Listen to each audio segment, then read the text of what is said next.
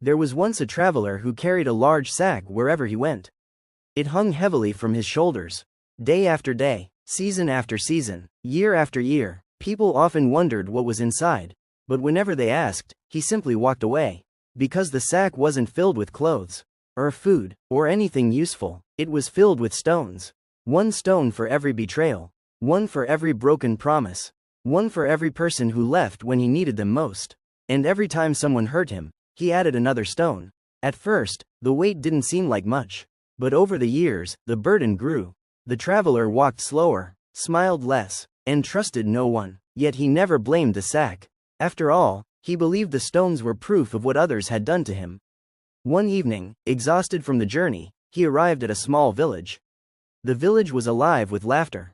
Families shared meals, children played beneath strings of warm lights.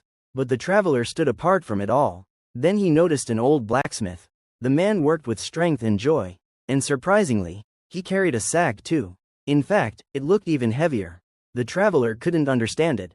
How could someone carrying such a burden still laugh so easily? So he stayed, and watched. For days, the blacksmith worked, helped his neighbors, shared food, listened to people, and somehow, the sack never seemed to weigh him down. Finally, the traveler asked, "How do you carry such a heavy sack and still live so happily?"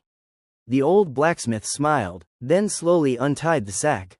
The traveler leaned closer, and looked inside. It was empty, completely empty. Confused, he asked, "Then why carry it?" The blacksmith looked at him and said, "To remind myself. Every evening, before I sleep, I ask one question. Who am I still carrying today? And if I find someone inside, I leave them behind before tomorrow begins."